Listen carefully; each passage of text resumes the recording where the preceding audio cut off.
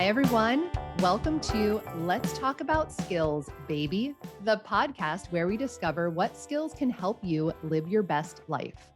I am your host, Kelly Ryan Bailey, and each week I chat with inspiring visionaries about the skills that make them successful. You'll get a firsthand account of how they developed those skills, as well as their innovative approaches to improving skills-based hiring and learning around the world. Now, let's talk about skills, baby. Today is a special episode in celebration of the second Mother's Monday. Mother's Monday, founded by my good friend and season 1, episode 6 guest, Gayatri Agnew, is a day to recognize the pressure placed on mothers and caregivers and to cultivate a community of leaders working to reinvent motherhood and work. For anyone who is interested in learning more, head over to mothersmonday.com. I'd like to welcome our guest today, Ricarda Zezza. She is the absolutely perfect guest to be here with us today to celebrate Mother's Monday. Ricarda is the founder and CEO of LifeFeed, the only learning platform in the world that transforms life transitions and care activities such as parenting, caring for an elderly person, going through a crisis, into opportunities to train soft skills, or as we like to call here, life skills. Today, the LifeFeed platform is used by 20,000 people in 80 companies in Italy and worldwide. She is also co-author of the book, Mom, Maternity as a Master. Ricarda is a fellow of Ashoka, the NGO that selects the best social innovators in the world, and is part of the European network of Wiseman Institute. In 2018, she was awarded by Fortune Italia as Most Influent and Innovative Woman. Ricarda, thank you so much for joining us today. Thank you for inviting me, Kelly. It's a pleasure. Oh, the pleasure is all mine. I am so excited for everyone to learn more about your book and your journey, because when we first spoke, it was so meaningful to me. And I know as a working mother and those listening in today, it'll be very meaningful for our audience as well. And I want to point out, just because we're talking a little bit more about mothers today, actually the conversation has a lot to do with parenthood. So I don't want to have anyone only assume that this is a mother's only conversation.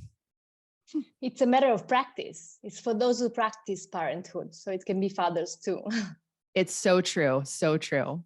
Well, why don't we start off? I'd love to learn a little bit more about your journey and maybe even what skills really spoke to you throughout your journey. Yes, I've been a manager for many years, for 15 years. When I became a mother, I realized that my workplace was seeing my motherhood as a challenge, as a problem in a way. So as a role that was conflicting with my being a manager. And I was puzzled because that was my second maternity. And I had realized that being a mother was training some very important soft skills that I had been using at work. So I was, for example, first of all, I was feeling stronger. And then I was better at some relational skills, at communication, at listening. A lot had changed in my life. So I was really surprised by the fact that becoming a mother was seen as a problem in my work. And that's why 10 years ago, I left my work as a manager.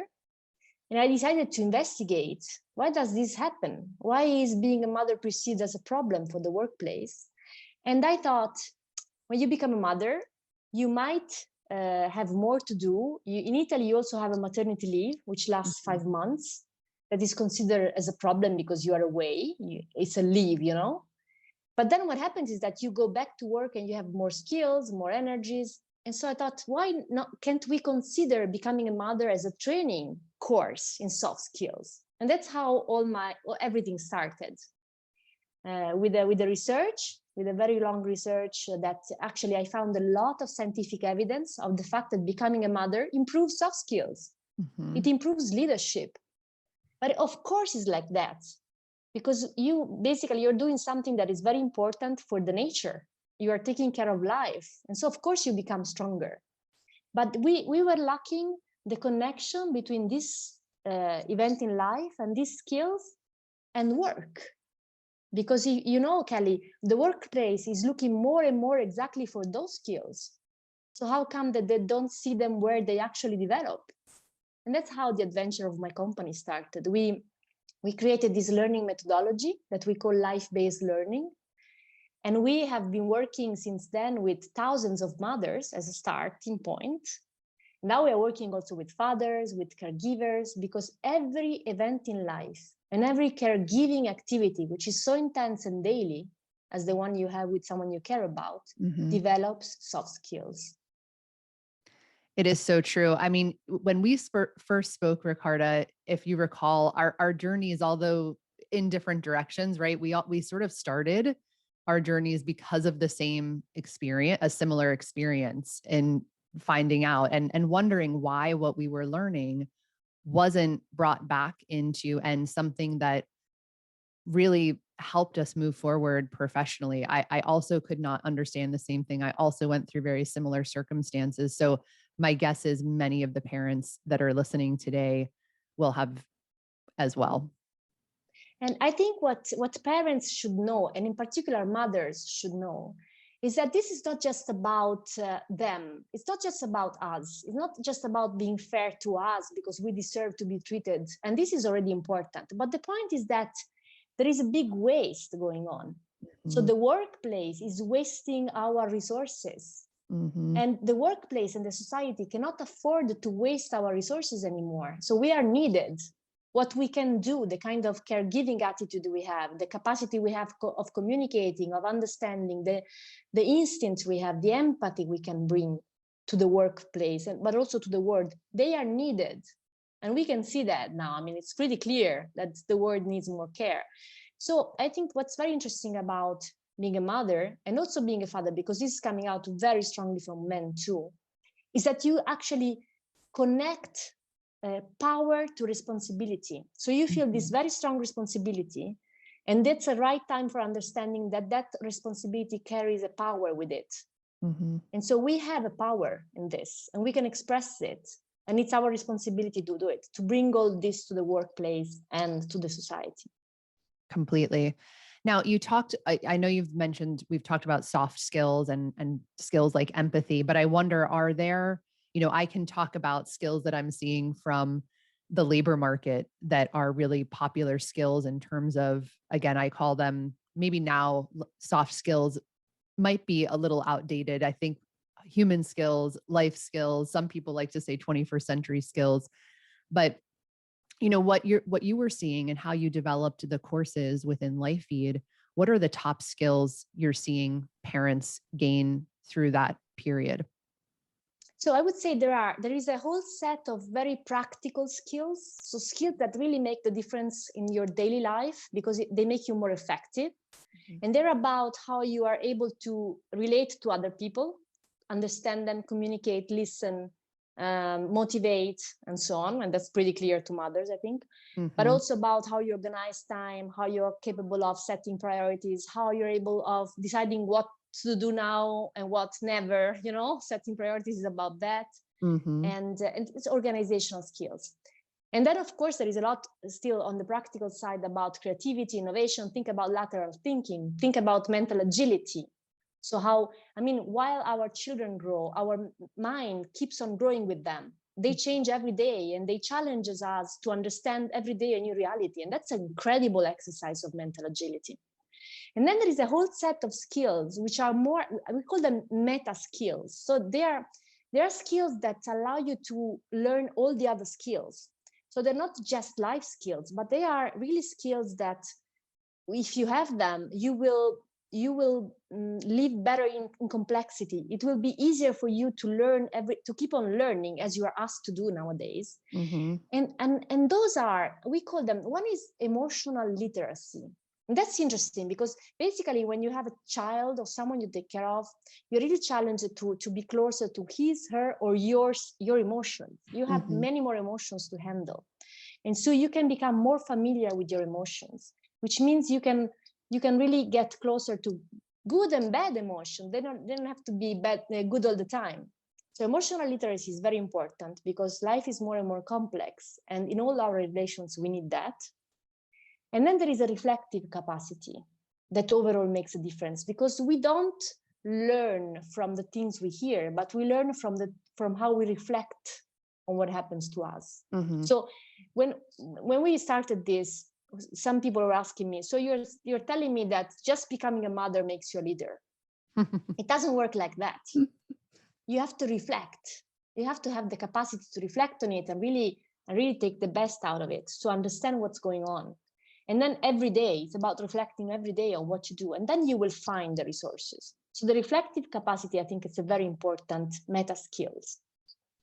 It's so true. And, there's so much that you've just said there that I want to come back to. So, the original skills that you were talking about, there were so many moments that came up in my mind as a parent that have, there's moments every day, right? And different moments as they grow. But I can recall when the children were young, the capability to I have 3 children, 3 different personalities, as all parents know, right?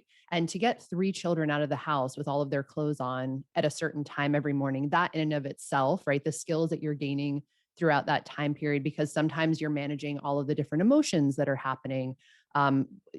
There's some kids that have a very particular, type of clothes that they want to wear, and, and then someone has to go to the bathroom at the last minute. And so all of the ways in keeping everybody happy and trying to get them out the door. I mean, just the number of skills I can think through that time period to try to get that moving.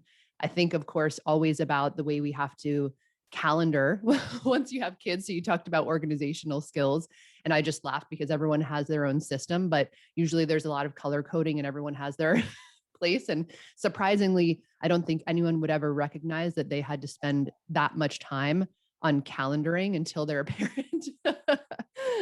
and then you kind of go into the changes as they get older. But what I really lean onto is, when you hear me say these things, most people might think, well, they don't automatically recognize or reflect on all of those skills they're learning on a daily basis. But remember, skills are not things that we learn once in our life. It's something that we practice. It's almost like a habit. And that's the difference that we talk about when we refer to skills that are gained in life experiences versus skills that we gain in, let's say, a one-time educational experience. Because there's a difference between reading something in a book versus practicing something every day. Absolutely. And the practical part is the most challenging. So whenever I was in trainings, in corporate trainings, and the most challenging part for them was to make me practice. They were teaching me skills, and then they were wondering, how do I have this person practice these skills? Because that's the only way to acquire them. And then I went home and I had my little child there, and I was, okay, this is my practice. I don't need to practice in the classroom. And the point you said is really true. Like, skills at the end of the day express with behaviors. If you see the behavior behind the skill, then you know what the skill is about, and you know where you are effective and how you are effective. Otherwise, it's all theory and doesn't translate. And the example you were making about children getting out of the house, that's a typical example I use also with corporates, because they say, okay, but it's different. No, at home is one thing, in the office is another thing. But think about when you have to engage your team, and you always are in a hurry. So you want to get them out of the house as quick as possible.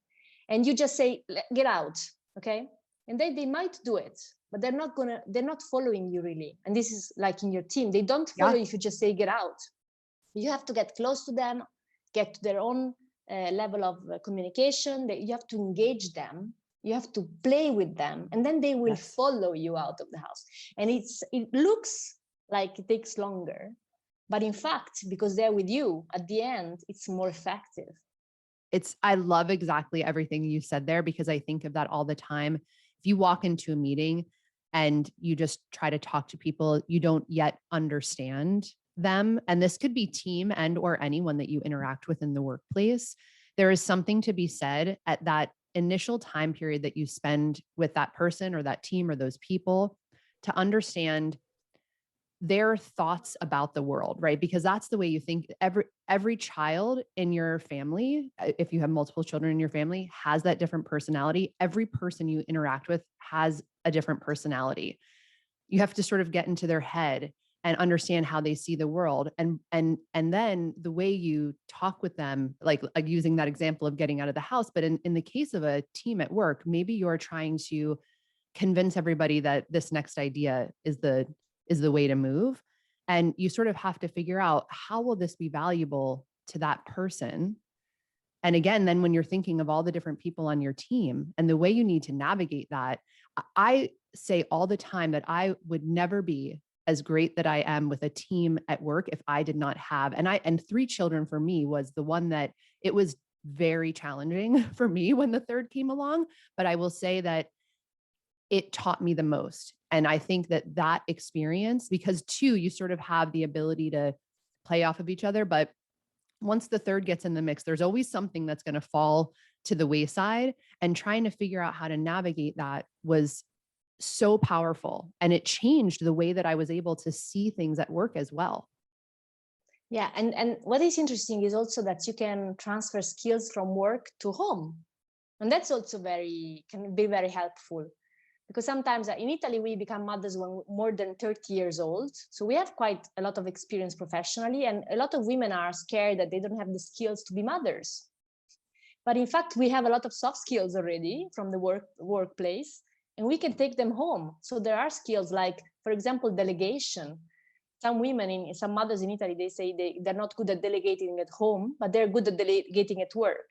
And so I challenge them to understand why this skill is better in one place than in the other one. What is the difference? And try to transfer the behaviors also from work to home and see what happens. It's a really good point. I was actually chatting. My brother is a new father. His daughter is less than a year old. And it was interesting because he had said, being also an older father for the first time, he said a lot of what he was bringing into his family life were things that he learned at work. And it's particularly true for men, because men normally think they really are not ready. But probably I had one father once who was like, I just had a new baby. I am not sure I'm going to be able to manage everything. It's going to be too complicated. And I asked him, what's your job? And he said, I manage a farm with 100 people. And I'm like, I think you have the skills for managing your baby. Maybe you have it. And this is a good point, because a lot of times, we talk, the world talks a lot about skill gaps right now. And it's fascinating. I'm writing an article about skills gaps right now. And I think there's actually 2 types of skills gaps. And there's the actual skills gaps when there's something an employer needs that people don't have, or vice versa. But then there's this communication skills gap. And I think there's complex layers of that communication skills gap, because sometimes it's the employer's not communicating to employees or potential employees. But I think a lot of times it's that we don't recognize in ourselves and can't tell the story of the skills that we've gained through various experiences. I love that LinkedIn added the option to put in, parenting as a role, because it's a huge step, right? Because it's not only helping companies see that this is important, but it's also helping us as individuals. It took me a long time to recognize, and I work in this field, that me being a parent was worthwhile, and that I could tell that story and showcase how I was learning some of these various skills. Now, some people that may not know what the skills are to talk about, and how do they learn, Ricarda, to describe. I mean, you've done it so eloquently. How can someone else learn how to describe that in themselves? So the kind of work we do today, because it's exactly as you said, it's about self-awareness. Because if you become self-aware, then you will have the tools to look at yourself and find your own skills and find your own efficacy. It's about self-efficacy. Mm-hmm. And how we do it is we provide some content that frames the situation. So we provide content that gives the context to the learning. So you understand that actually, what is empathy about? Like, let's make an example. What is empathy about? Also some information, some knowledge about empathy, and then prompts. So questions that give you a new framework about how you're actually using empathy. Do you recognize this skill? Mm-hmm. Do you happen to use it recently because of your new child or anything? And then the next question is, what behaviors do you use when you think you're empathetic or you're using, and what behaviors work better? What works better? And then you identify that there are some things that you do that work better than others, and it's about you, it's about your own strengths. And then we challenge you to transfer those behaviors somewhere else and see what happens. And people, because it's a change, this kind of habit is a change. So you need a good reason for changing the way you do things. Mm-hmm. So they have to really see and the immediate feedback of the next situation in which they adapt these behaviors and they see if this is effective. And this gives them the reason to try again and again. And they have daily places to practice, both at home, at work, And and at work. everywhere Yep. else. So now I love, I mean, and this is what you're describing now, because of course I've been able to play around with the software that you provide. And, you're describing a lot about these courses that you have in there. I know this is available directly to companies, and of course, employees of those companies would have access so that they can start to become more self-aware and understand how things apply in both ways. Can individuals access this also on their own? we absolutely have to work on this. Like we couldn't at the beginning because of the business model, but we have to go there. We want to go there. So we are looking for a good model to do it because it's effective also for individuals. And I think, as I said, it's not just about leveraging the potential of parents and caregivers, which is already very important, but it's also about delivering the skills that are needed to the world. So we need to create a critical mass of these people, of this kind of change makers that can bring this kind of caring skills, because all those skills, I think they are more effective than any kind of cold skills you can apply, because they embed this caring part that for some reason has been left out from the workplace, but the workplace is missing it. It's interesting because most people, I obviously have a background in working with labor market data related to what companies are looking for. And I can say that the most transferable skills, or what we would refer to as soft skills or life skills, a lot of the skills that we've talked about today are the ones that across any industry, across any job, are the most sought after, are the most applicable. Companies know that when they talk about skill gaps, this is the most difficult. They believe that when they hire someone that has a bachelor's degree or above, they automatically come with those skills, and that's not necessarily the case. And so not only is it extremely important for companies, and that shows in actual data, and in plenty of conversations I'm sure you and I have had with companies, but when we talk about the future of work, in all reality, we talk a lot about what I refer to as the future of skills, which is sort of this combination of work, formal education, and life experience to create you as a unique person. And you as a unique person is truly what employers are looking for as they navigate towards what their future looks like. And the fascinating thing about this is, in this moment in time when we've seen so many women step out of the workforce, a lot of times we don't trace this back, but we're already having a shortage of talent. And now when women step out of the workforce, and this could be different in every country, but here in the US, the problem is we don't have a good infrastructure for caregiving. The expense of health insurance is so high that when women step out of the workforce, they typically have less children because they can't afford it.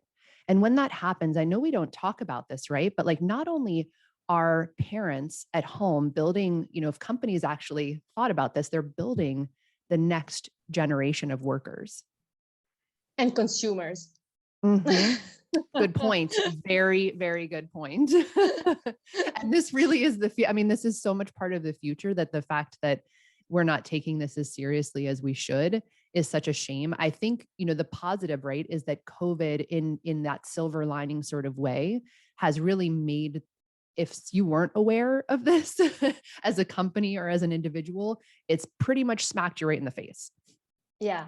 Now I think nobody can ignore it anymore. What can happen is that the system might try to go back. And we have to resist that. We have to make a conscious effort because we can't afford that.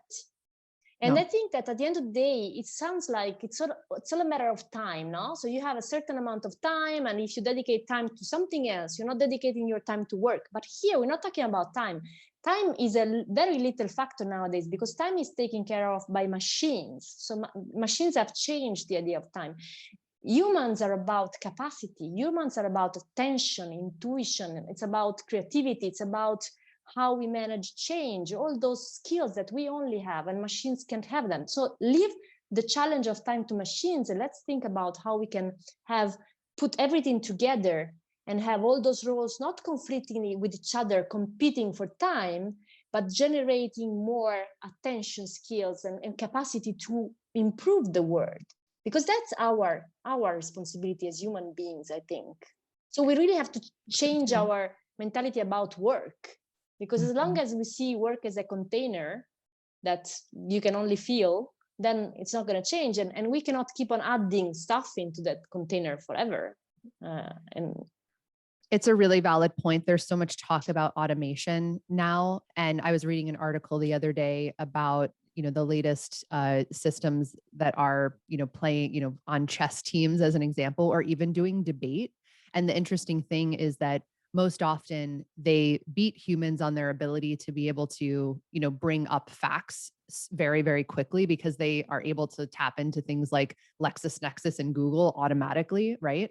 But they don't beat humans on strategy, it's just really fascinating. So when we think about, if anyone out there is wondering, oh my gosh, is my job going to be automated?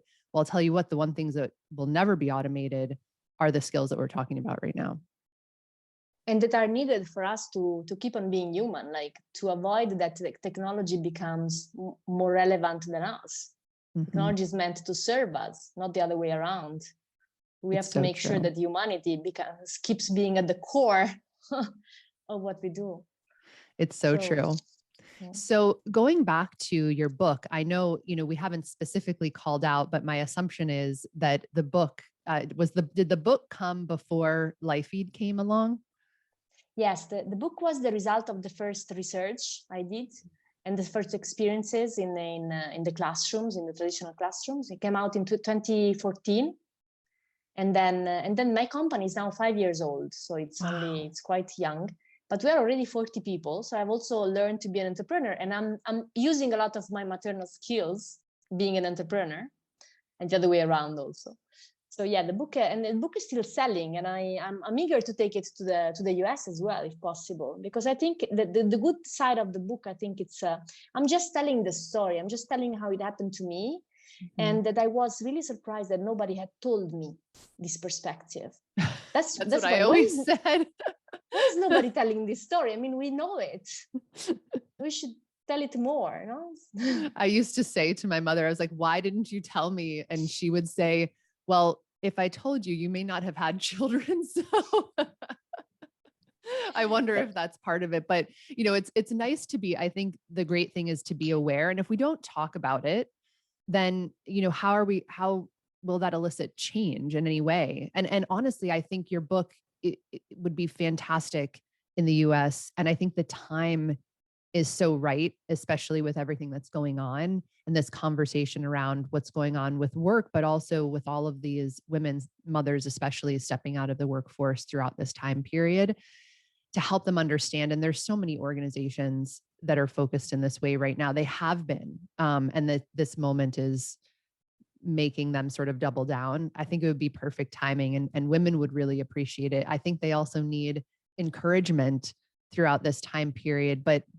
anything that helps them build that self-awareness, because and I'd love to hear your thoughts on this, Ricarda, because there is nothing bad about if at some point in your time period as a parent that you have to step out of a professional environment. There are plenty of reasons why that could happen.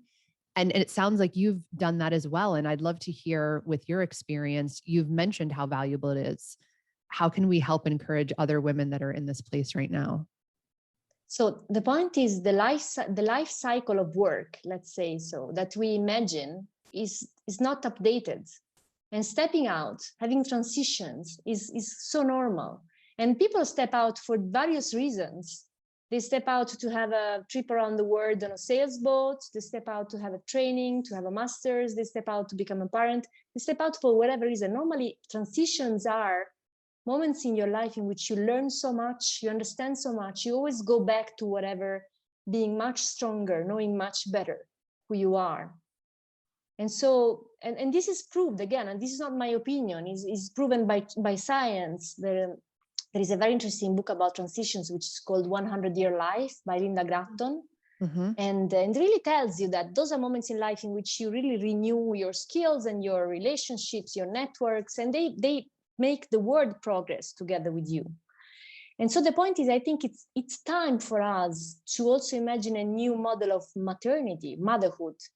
We can be mothers in another way, which is not the way our mothers were, but not the way the culture is designing us.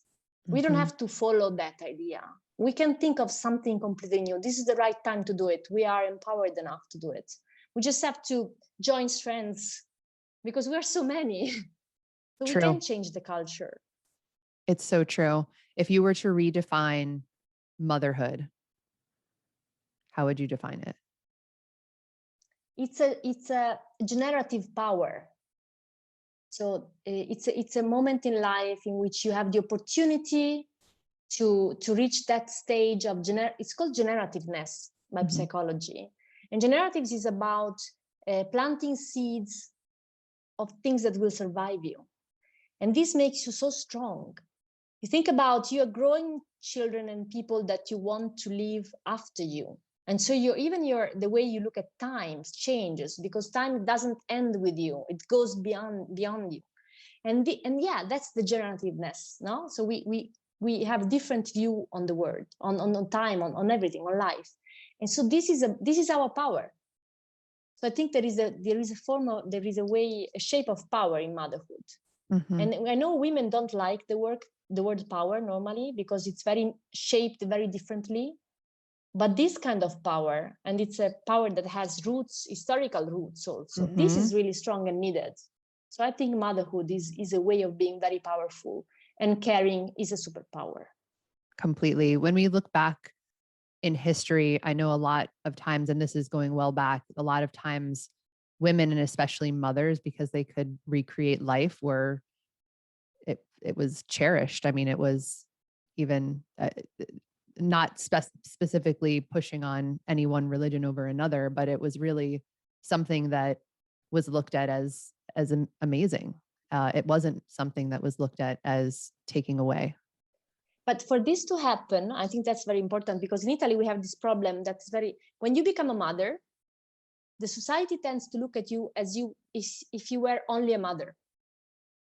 So the point is to be able to have this different way of being a mother. We have to make sure that we know that we're not only mothers, but being a mother is an identity dimension that adds up to others. We're still a woman, a partner, a friend, many, many things. And all those things get together, creating an area of responsibility and power that is much wider than just being a mother. So that's a problem that we might have, and we have to overcome it. That's so true. And, I think almost the reverse happens for a father. And so although we've talked a little bit about, reimagining how to define motherhood, I think that's the same thing for fatherhood and maybe just parenthood in general, because there really is no one right way. I think there is almost a uniqueness to this depending on the person, but you don't have to go along with what the world says you have to be, for sure. Yeah. All frameworks don't work anymore. And we can see it from the results. We have to change them. And we can do that. Technology is a good enabler for doing that, because you can have a very high impact with a low cost, and you can really work on culture. So I agree. In your system, the one thing that I really loved, and I'll call out quickly, is just that you had options to walk through as a father, a mother, someone generally just in caregiving or life transition. And I thought it was fantastic to have the different viewpoints, because of course, depending on where we are, it's sort of like meeting that person where they're at, where their mindset is. Because if we try to mold them and create this view that doesn't necessarily fit with their life, the learning is a lot more difficult because there's that barrier. Whereas you meet them where they are in that journey and kind of take them along, which I think was just fantastic. I even went through not only the mother, but I went through the father, because I was just curious to see. And I thought it was really powerful. And I loved that it wasn't only, again, it wasn't that outdated version of fatherhood, that journey you were bringing them through. It was like, let's reinvent this together. Let's reimagine it together. Yeah. And I think that care is a common territory that in a way or another can unite everybody, because we recognize it. We recognize that we need caring, caretaking. We all need it, and we all provide it in a way or another. And so we can really create a new territory for everybody to find common language and get together. It's so true. So we're coming up close to the end of our time here, Ricarda. And I wanted to, I'd love to inspire our listeners to take action in some way, right? And so I'm feeling like through our conversation, there were two pieces that really struck me. One, directly for people trying to navigate their life. Obviously, it could be parents or people going through life transition, how to reimagine. And the other struck me is that, we've had this discussion maybe on the lines of a company and how they may think through a different way on hiring. And we leaning back on looking at someone's skills and not only skills they gained in the formal sense.